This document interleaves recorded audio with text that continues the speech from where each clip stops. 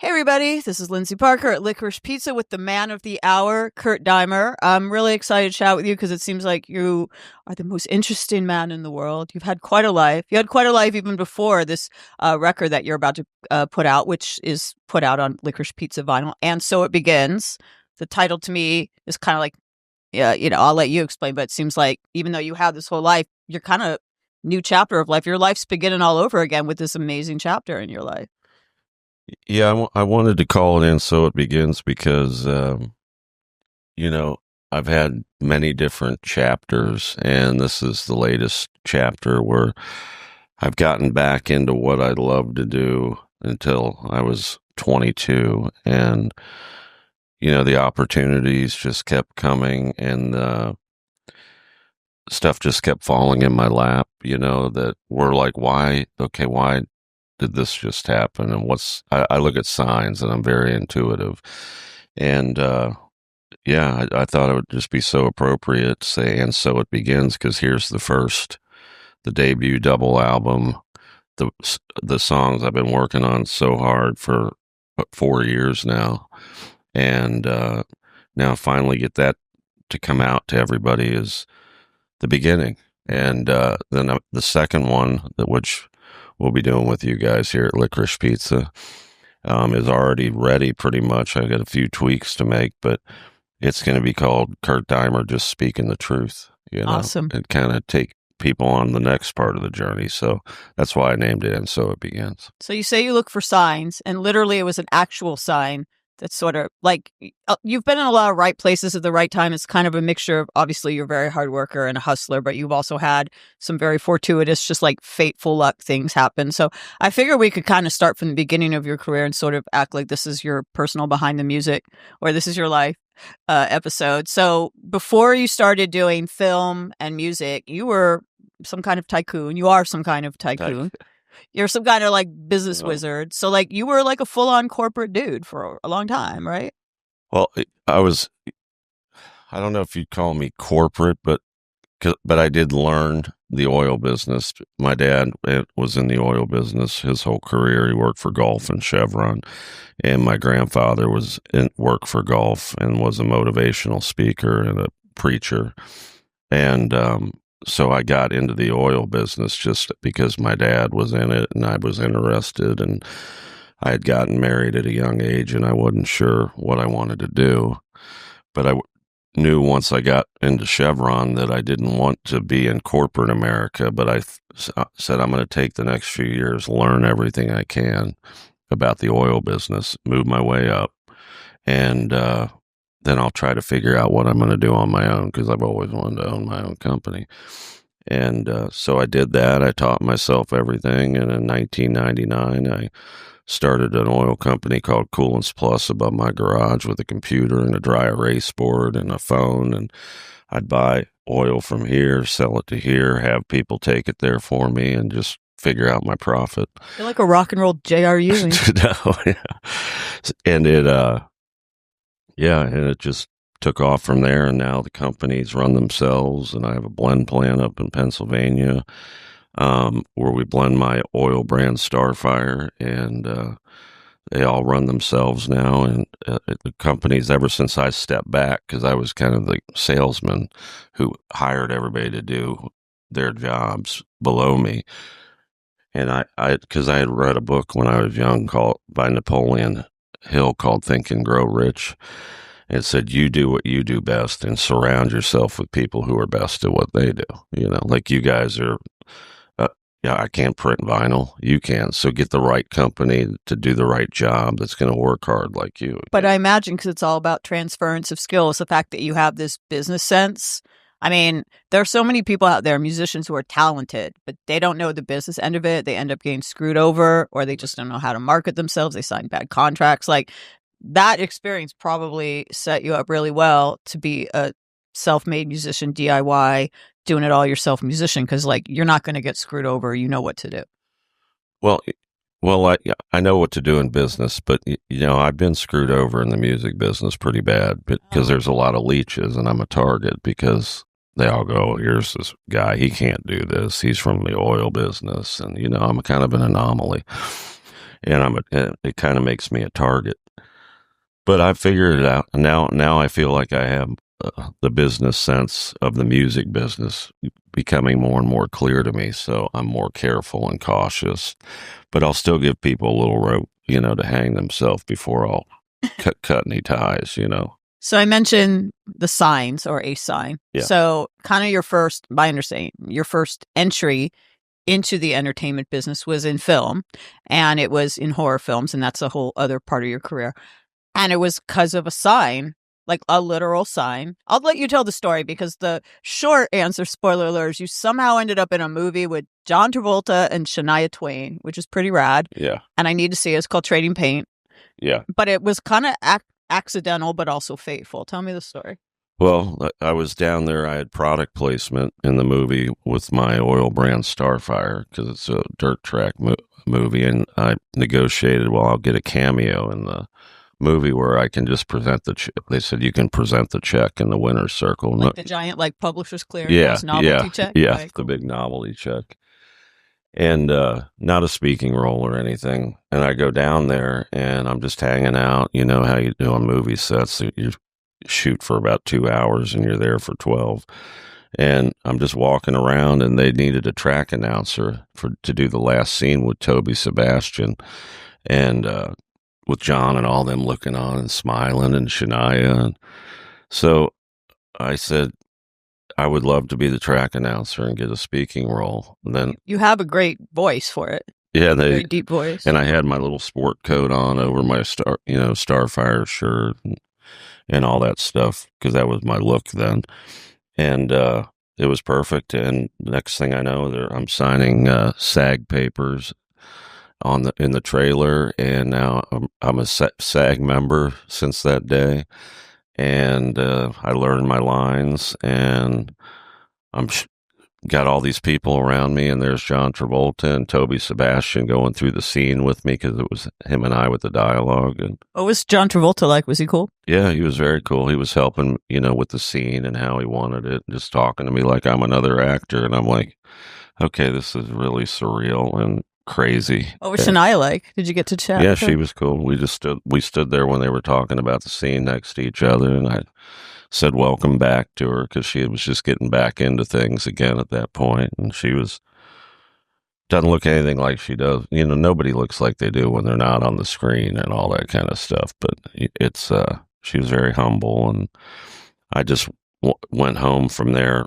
thinking in the back of the car, what just happened to me, And then 2 months later, I get the product placement in Halloween. They give me a speaking role, and I'm killed by Michael Myers. So, well, you got to tell me about that because that kind of opened, I believe, all sorts of doors for you. Yeah. In the horror movie world. Like now you're totally part of that circuit. You do the conventions. You got your own franchise going on, kind of like Rob Zombie, who I know you have connections to.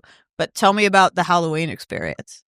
Halloween was it was about 4 months after Trading Paint, and my scene was shot in South Carolina, but it was really a totally different vibe than the Trading Paint scene that I did because that just slapped me in the face. Mm-hmm. And Halloween, I had more time. I had to shave my beard because they had to put this big prosthetic on my face. I was in the makeup chair for probably 2 hours with Christopher Nelson, who did the mask for Michael. And so that was an experience.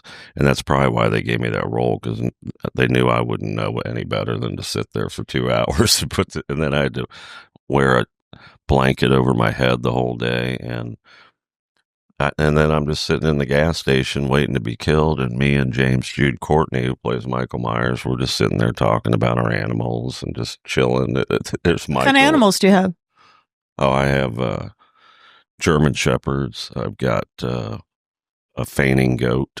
I've got that thinks it's a dog. Does it actually faint? Do fainting goats faint? Yeah, is that what they're called? If they get startled, they'll tip over. Yeah, and kind of freeze up. So, what other animals do you have besides that?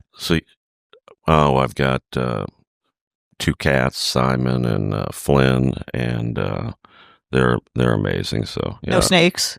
You No, seem like someone no, who no. might have like a big slash style snake. That's why I No asked. snakes, no reptilian animals because they kind of freak me out. So yeah, I so have a snake myself, but so now yeah, I feel like kind of badass that I have a pet that would freak yeah, you out because you're obviously, I mean, you're someone you got killed in Halloween, yeah. but I digressed. How did you get killed?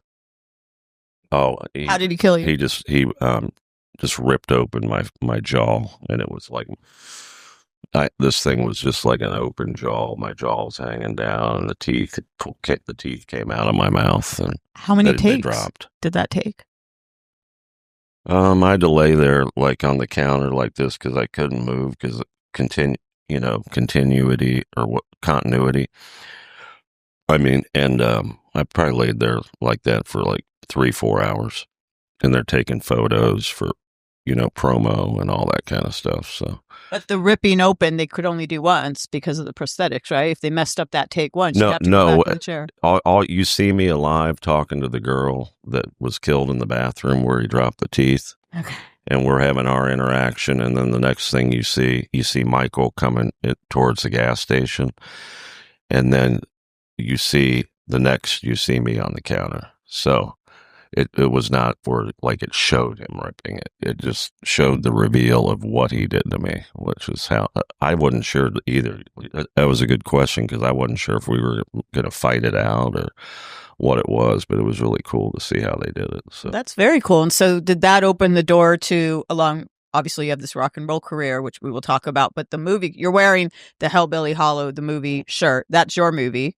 And I yes, believe that's going to be the start of kind of like a series, kind of like Halloween is. yes. So that Halloween experience just kind of Well, during opened the that. Halloween experience, yeah, and after I knew I wanted to do my own franchise, and Kevin Wayne, who stars in Hellbilly Hollow with me, had this idea to do Hellbilly Hollow, so we started coming up with crazy kills and how I was going to be his brother, and I'm a nut job, and Kevin doesn't talk, and he's got the mask, and he's Tickles, and I'm Bull. And we just, it's the beginning of a lot of havoc that's going to come in future years, Is between, this movie out now? and it's done. It's being shopped right now. We're just waiting to find the right distribution. And what's the elevator pitch? Or like if I was looking it up on IMDb, like what would the synopsis of it say? It's kind of like the first Halloween where it introduces you to the town and the characters. So we're introducing you to Bull and Tickles, and it's actually filmed at a place called Hellbilly Hollow, which I own. I don't own it in real life, but I own, and it was kind of already naturally set up for us. And I would say the synopsis is you get to see how Bull's mind works, how Tickles just kind of does what his brother tells him to do, and we have our first kills of the franchise, and it introduces you to these two new horror characters and what they're capable of, and then at the end it leaves you, it's kind of that slow walk off shit, like the Devil's Rejects, and it just lets you know there's more to come.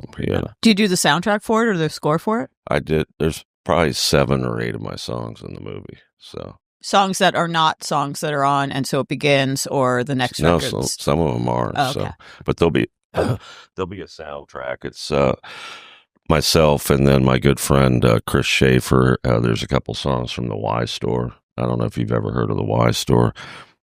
And yeah, we'll have a soundtrack. And then Roy Mayorga, the drummer with Stone Sour and Ministry. He did composed all the music that you'll hear throughout cool. the movie. Yeah. Very, very cool. So did the film stuff beget the music stuff? When did the music stuff become your focus? Well, the film, yeah, after Halloween, I was starting to do more little film projects down in Alabama, where Kevin Wayne's from. And while I was down there working on some smaller films that never came out, also with Kevin Keefe, who's from Alabama, who was on the set of Trading Paint. He had wanted me to do some stuff with him and his director.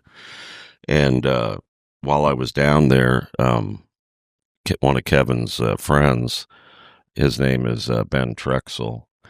he had a few songs, and I was interested in, kind of thinking about music. I really like this song by the Silos, "Take My Country Back," and I just started playing around with it, and I told Ben. He played some demos that Kevin's friend Mike Denard had written the lyrics for. And Ben's voice, is just kind of a wedding singer voice, kind of, where you can just kind of sing anything and just nothing much to it. And I just said, I haven't sang in, 20 plus years. So, but I sing different and unique with my deep voice, and I just have my own vibe, and you either like it or you don't.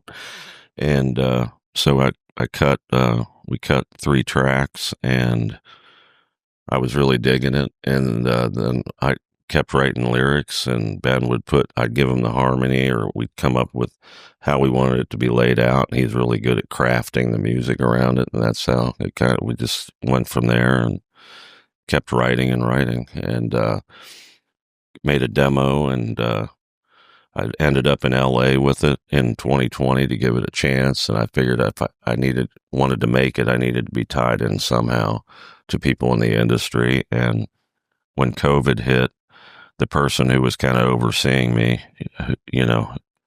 that, was at the time, he had, was calling around, not producers, but mixers. And, Chris Lord Alge was one of them. And he said he'd love to, mix my demos, and he took on the project. And then him and I went out to dinner, and we became best friends, and he kind of discovered me on the music side. So he's a legend. He's from a legendary production family. For people who maybe don't know his resume, I mean, I know he's done Green Day. I mean, he's done everyone. I mean, he's done, I think, Whitney Houston, people like that. But like, what has he worked on for? Yeah, he got everything. Mm-hmm. But he got 5 Grammys for American Idiot. Yeah. So that was big. And his brother is Tom Lord Alge. Mm-hmm. And he's got Grammys, and he works for like Blink 182 and people like that. So they're both very well known. And I mean, Chris has worked with everybody, Pretty big honor that he heard you, relative unknown or unknown at that time, and was like, yeah, I want in on this. That's pretty big. Well, I didn't think it would happen, that he would take me on. I mean, I had this demo, and, even though you like it, doesn't mean, well, everybody's got their own opinions. And he just dug my vibe, and I really still couldn't sing then, but we figured out a way to present the music. And Ben wanted to do a cover of "Have a Cigar" by Pink Floyd, and I'm like, that song, how am I going to do that song? What?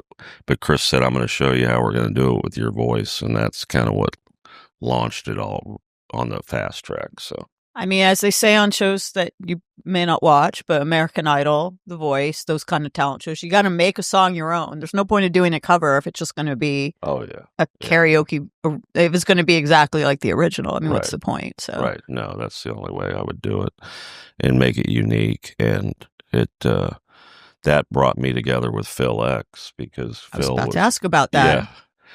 So doing "Have a Cigar" with Chris, Phil was one of his hired session guys, and Phil is from Bon Jovi. Yeah, he took Richie's spot in Bon Jovi.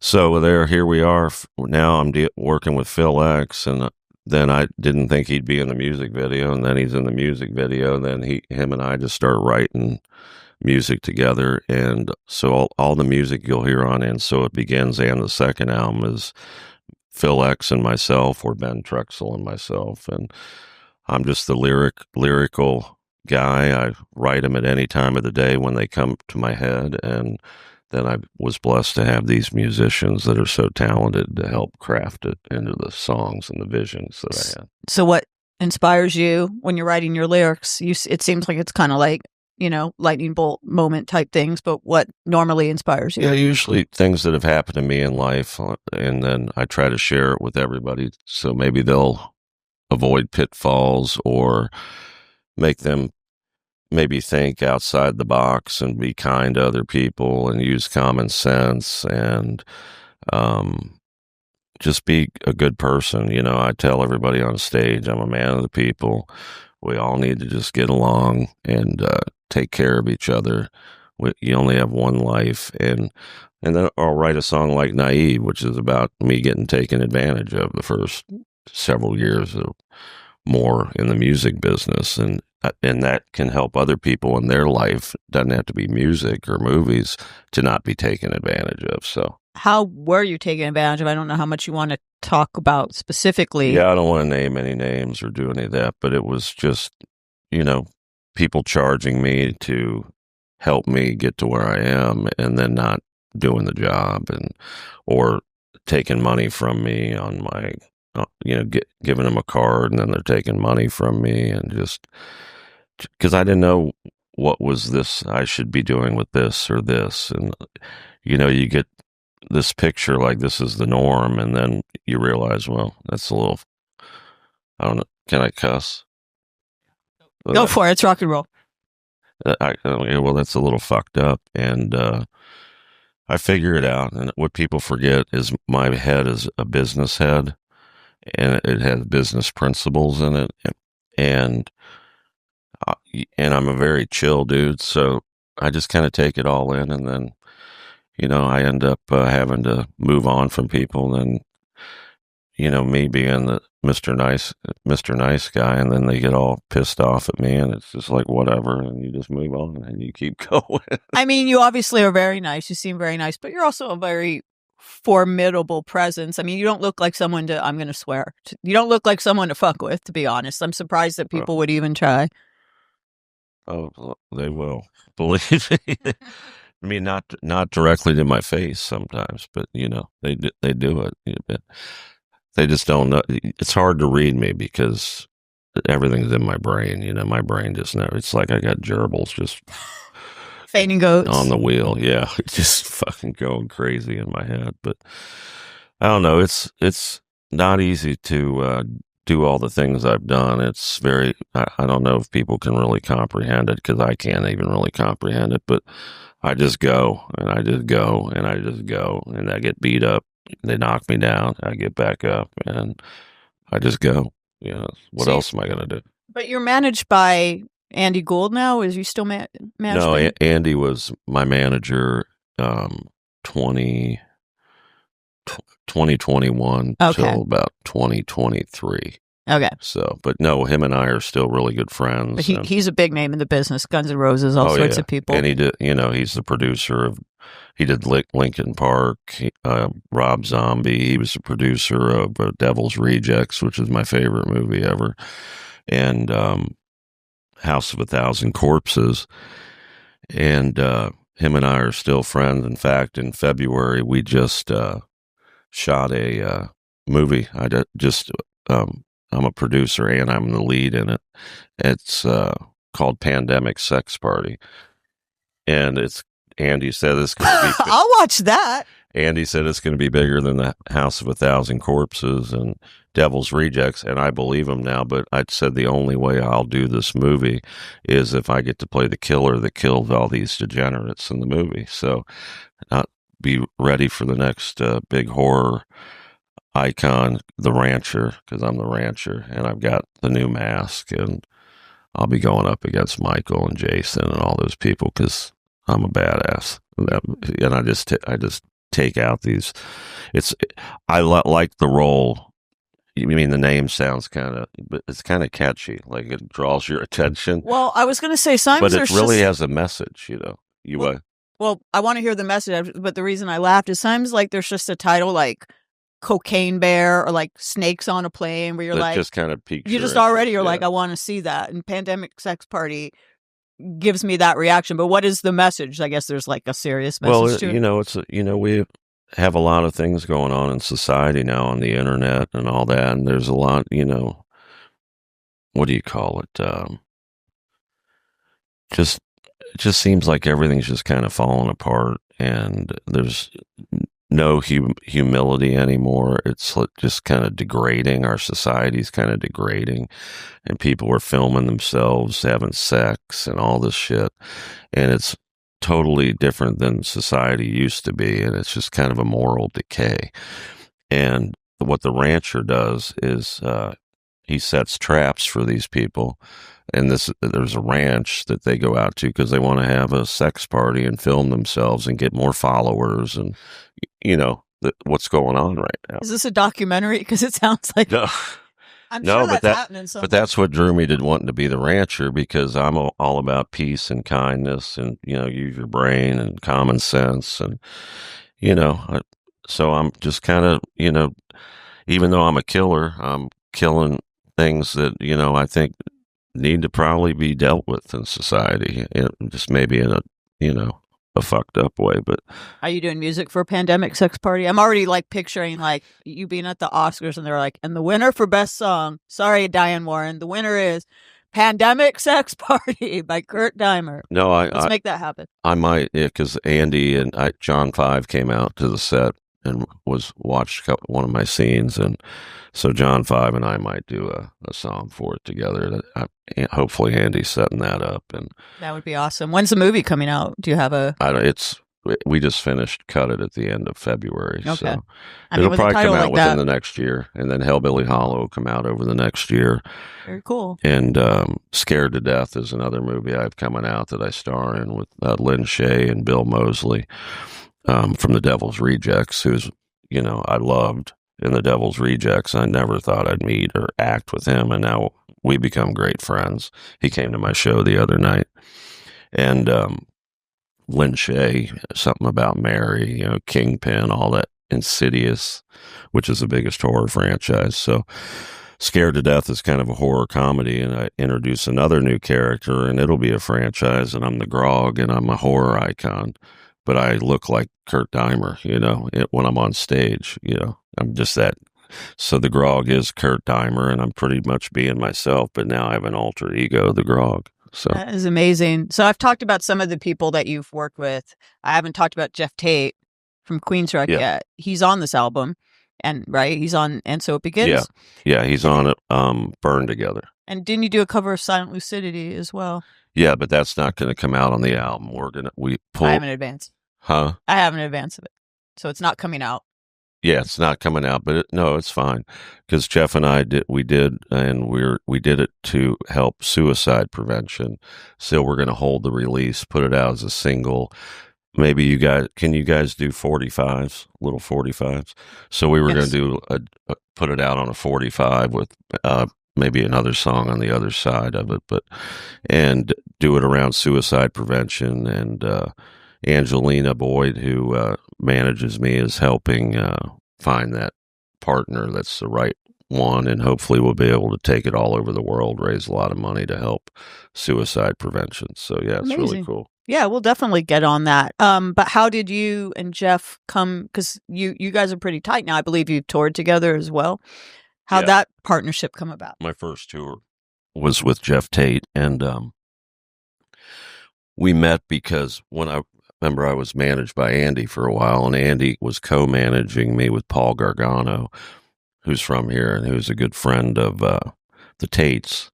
And I'm just a new guy who nobody knows and who wants to tour with Kurt Deimer. And I didn't, at this point in my career, if I wasn't good enough, I would just stop. Or if people didn't like it, I would just stop. And I didn't have time to build from the ground up as far as just starting out in little bars and all that. But I had all these people around me that are pretty well known in the industry for whatever reason. And they put me together with Jeff. He agreed to do a song. I picked Burn Together, which I had written with Ben Trexel, and we agreed to do a tour then. And here I am, a little over 3 years later. So it's amazing. So I think you mentioned kind of towards the beginning of this interview that you did do music early on in your early 20s or whatever, and then you sort of put that on hold while you did all your other stuff. But was like, I mean, you couldn't have imagined the kind of career and life you have now. But was that kind of always the goal in the back of your mind? Like, I want to do entertainment. I want to do film. I want to do music. Like, time is running out. I should have done that when I was younger. Got to do it now. Like, was this always kind of like what you wanted to do? No, until that day, I never thought about doing any of it. Really? I mean, I said to myself when I was young, if I ever could have the means to be able to do it, but I didn't specifically ever think it would come to fruition, even though, because I knew I had suppressed it when I got married young and Suppressed? suppressed my creative, side as far as music. And I never knew was an actor. I didn't go to acting school or anything. And my sister was always the one who was the thespian. She was in madrigals. She could sing like an opera singer, and did Annie and all that kind of stuff. And I was just kind of and my dad was a singer in the church choir, and I was just kind of lost. I had major anxiety as a kid, and I was self-medicating, and I was a mess really until probably 30, 31 years old. I didn't fucking know who I was or if I'd even lived to be 30 in my 20s. So it's been a challenging life, but I figured it all out, overcame it, and here we are sitting on the couch at Licorice Pizza. Here we are, and so it begins. And so it begins. It is just a beginning for you. I guess I'll wrap it up by saying, it's a very inspirational story. That's never too late to start a new chapter, or it's never too late to take advantage of a very random door opening to new opportunities. Right. And I imagine there might be some people who'd be like, I don't mean this in any offensive way, 'cause I don't feel this way, but would be like, Kurt, what are you doing? You're whatever, you're doing rock and roll now. You're just starting doing rock and roll now. Like, because people start usually a lot earlier in life. Yeah. So what message do you have out there for anyone who, I think people who watch this interview would be like really inspired that, it isn't too late to pursue a dream, a new dream. I know there's a lot of people out there that are hurting, that have stress and anxiety, that self-medicate, that feel lost. Look at all the suicides now, and look how mean the people are on the internet to each other. And, the younger generations now don't know what a calm period really is. It's been very chaotic and a lot of animosity, and you got to look for the signs. You got to look to be positive. You got to be kind to others. Need to give. The more you give, the more you get in life. And, look for the good in people, and share with people that you are, that you can learn to be a good person and help others. And don't be afraid of this world. And if I want people to just feel like with Kurt Deimer, they can stand behind me, and I'll protect you and help you and guide you through all the challenges of life by sharing my life experiences with you, and hopefully bring hope to other people. And, I don't know what I'd do. If I wasn't working, I'd just probably die, because I just love to work. And now I get to do what I wanted to do, that I sacrificed to do all the other things. And it just came back around full circle. So never give up, persevere, follow your dreams. You have to have dreams, and then you have to have a plan on how to accomplish them. And then you have to be able to take the hits without getting down, and just get back up and get back up.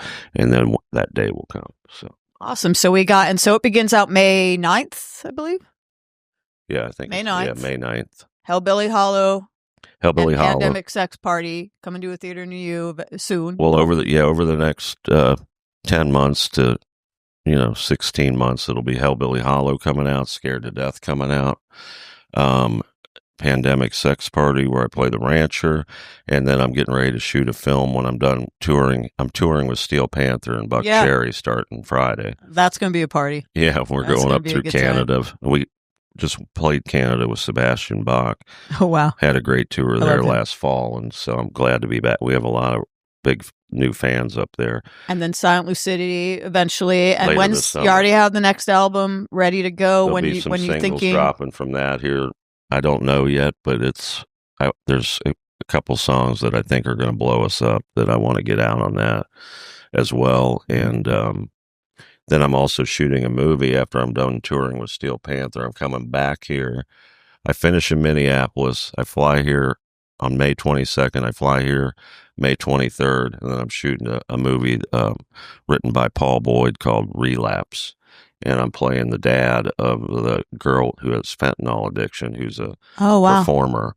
So we're going to raise money and and awareness through Music Cares for fentanyl addiction, which is another way I can give back. And then I can relate, and I'm playing the dad, and I'm a dad who rocks, and I'm on tour. So it's just, You can relate. I know we're wrapping this up, but you can relate from personal experience. You sort of alluded to having some dark moments. oh yeah. I mean, I was addicted to cocaine when I was young, and I quit doing that at 20 years old. I did acid. I quit doing that. I quit all hard drugs at 20 years old, but I was self-medicating and making my anxiety and the fact my brain didn't make serotonin worse.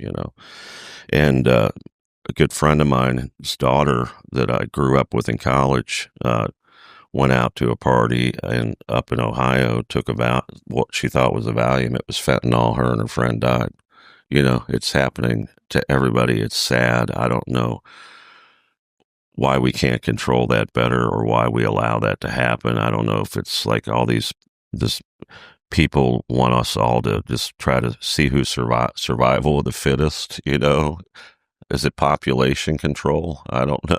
Who knows? It's definitely a dark and weird time, but I appreciate that Yeah. you're a voice of positivity So, during yeah. it. And I also appreciate that with your very busy schedule, you made the time for this interview here at Licorice Pizza. I know you're literally going to a video shoot right after this. Till midnight. So I won't keep you any longer. But first of all, congratulations on everything you have going on. You're a really interesting person. Well, thank you. And this has been a really inspiring conversation. And yes, May 9th. And so it begins. And so it begins.